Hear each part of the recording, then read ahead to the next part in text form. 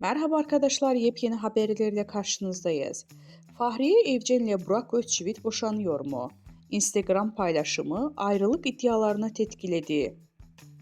Fahriye Evcen ve Burak Özçivit çiftinin boşanma haberleri magazin dünyasını büyük yankı uyandırdı.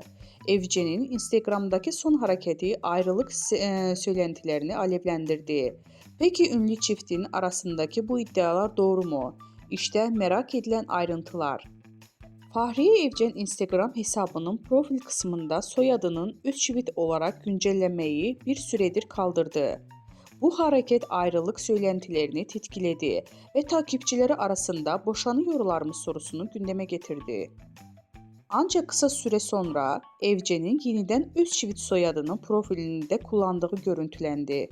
Özçivit çiftinden henüz boşanma iddialarıyla ilgili herhangi bir açıklama yapılmadı.